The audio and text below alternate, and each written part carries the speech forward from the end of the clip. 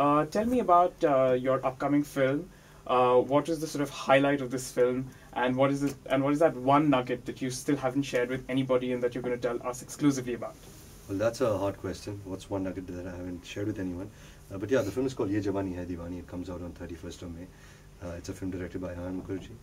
It's a coming-of-age love story. It talks about a simple philosophy of happiness is real only when it's shared. We after a certain age, after college, are so consumed by what we want to achieve in life, and we fiercely are ambitious and we go after it, that sometimes we tend to take all our loved and dear ones for granted. So basically, how much of a success you attain if you don't have people to share it with, if you don't have people around, what's the matter? So I guess that's what this film really talks about. On the looks of it, it seems really glamorous and popcorn-ish, but at the heart of it, it's really a very layered, very deep film. Not trying to force any moral values down somebody's throat. It's a far more wider film than Wake Up Sid, but at the heart of it, it has it has an original voice, what Ayan had during Wake Up Sid. Maybe a lot of people would say that Wake Up Sid is one genre that you are fantastic at. It's something that you do really well. But is it time also that you want to sort of move on from being the sort of being on campus and kind of looking at the outside world from inside a college campus? Is that something that's priority for you? To be honest, I'm 30 years old. There are certain films that are being made now, certain filmmakers want to tell stories of actors of a certain age, characters of a certain age, and I don't want to play, a character going through midlife crisis, because I'm not that age. I have time to do that. So yes, you might find certain similarities in the world of my movies, but I try and mix it up. When I do Wake Up Sid, I try and do a rocket sing at the same time. I try and do a Rajniti, a Barfi, a Rockstar. But having said that, Yeh Jawaani Hai Deewani is a very hard genre. It seems easy because somewhere you have to reflect your own personality. You don't have trappings of a character that you can reference, or you can, a character talks like this or walks like this. This is you. This is how you are in your real life. You have to put that up on screen. So you're exposing a lot of your own personality, and I think that's really hard to do. And so it's been a challenging part for me. Obviously, this is one question that a lot of people must have asked you. The poster's right behind you. What is it like working with Deepika Padukone? I mean, is it something that how do you sort of come to terms with setting all sort of the baggage aside and working in a professional capacity? Is it hard? I think it's just the media which overhyped it. Even after Deepika and me broke up, we maintained a friendship, and we're really close friends even today. So when we come on, on a movie, we come individually as actors because we've liked our parts individually, and that's pretty much it.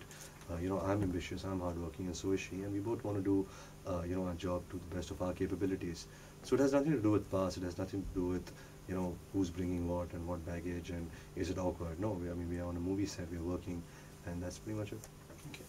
I'm going to ask you some questions that don't relate to your film as well, and this is about, the big story today in India is about Sarabjit. This is an Indian national who was convicted in Pakistan of being a spy, and he was attacked in a Pakistani jail, and he died there. Very, very sort of tragic circumstances. A lot of your contemporaries have been tweeting about this as well. What do you have to say about it? I mean, who's to blame? Instead of blaming someone, what are you going to tell the families? Somebody's life has been destroyed, and what do you do? Is it the darkness of a human being which is out there? What do you say? It's really unfortunate. It's sad, and I hope everybody learns something from it. A life has been sacrificed. And do you think sort of India should have done more to push for his release? And obviously, you as a Bollywood star, have the ability to be able to command public opinion. Do you think India could have done better? I'm nobody to say if India could have done better, because I don't know how much India did. But like I said, does it make sense now? The blaming game. If we could have done better, we could not. It's unfortunate and it's sad. But what's the point in blaming people? Sure.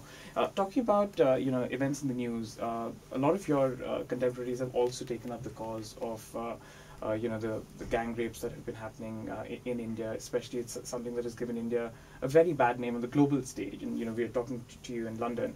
What is that one thing you think can be done to sort of change the situation massively, and something that you can do as an actor, with a massive fan following? You just have to be a good person. How do you make a person good? How do you, you know, you can't teach. I anyways don't believe in society's do's and don'ts. But as a human being, as a human being, what you think is right instinctively, and you go ahead and you do that. There is nothing that can be done. There is no law that can be passed. There is no lesson that can be learned or taught. You just have to be a good person, and you just have to be a good person. That's pretty much it. And do you think Bollywood can take the sort of leading role in changing the situation on the ground? Well, of course, films are an influencing, part of people's lives. But it's a movie. It's not a, it's not an advertisement of, right and wrong. What you show in the film is meant for entertainment. It's meant to escape from your daily problems and kind of submerge to the world of the movies. But I'm sure that there'll be filmmakers who want to take up a cause like this and actually make a movie where it speaks and reflects upon the demons of our society and certain people. But I don't think you can force a moral opinion, or you can force something through a Bollywood film. Okay. And coming back to films, sure, absolutely. And coming back to films, we understand you're called Pepsi in your next film. Firstly, if you can confirm that for us. And do you have sort of any ethical considerations when advertising takes this sort of aggressive form? I mean, if you're called a product in a film, does that trouble you at all? To be honest, that's not entirely true. What you just said about my name being Pepsi in a movie. But yes, I do believe that in-film endorsement sometimes can be really ridiculous if not used in proper effect. You have to understand, filmmaking is a very expensive medium. By doing in-film endorsement, sometimes you cover a large part of your cost. But you have to do that sensibly. It cannot seem forced, because you're anyways trying to create a world and make people believe in that world that you're showing. And if you holding a packet of detergent powder and advertising that in a movie through your character, it doesn't make sense unless it's part of the screenplay. So I don't believe in that myself. Yes, I do endorse brands in brands that I believe in individually, brands that I use, brands that I'm proud to sell. But I wouldn't do that for my films, because that's something I do separately. What I do with my films is something I'm extremely passionate about. It's something which I will not corrupt with things like this. Okay, and one last question. There's been this controversy also about the amount of money that your contemporaries are charging, up to 11 crores and 15 crores.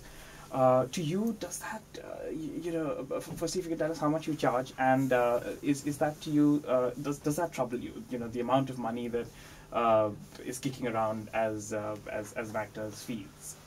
Well, there are many questions in that one. But what my contemporaries are charging, I have no idea. What I charge, I think it's really stupid to talk about. But you have to understand that films is a growing industry. There is a lot of money that's coming to films because a lot of people are watching the films around the world. Actors are being paid that much because they probably deserve it. Otherwise, why would producers pay that much unless there is a demand? Why would you supply it? Having said that, I think yes. Sometimes being an actor myself, I feel, and being a young actor, I feel I'm being overpaid. But you're still not going to tell us how much you charge. I mean, that's really unethical. It's silly to talk about that. I don't really have a take on it. I guess you can't put pressure on a movie, or on the budget of a movie, by charging too much money.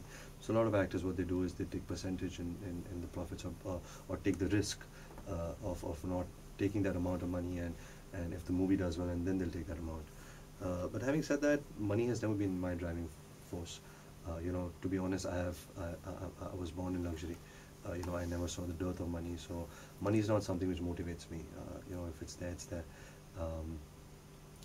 Yeah, I mean, I'm working in movies. I'm grateful that I do what I love, and that's what really matters. Thank you very much, Ranbir. And one last thing about London. Your audience is here. What is that one message that you'd like to give your fans in London and in the UK? Well, just a big thank you for all the love and support, and do try and give Ye Jawani Hai Diwani a watch on 31st of May at a theatre near you.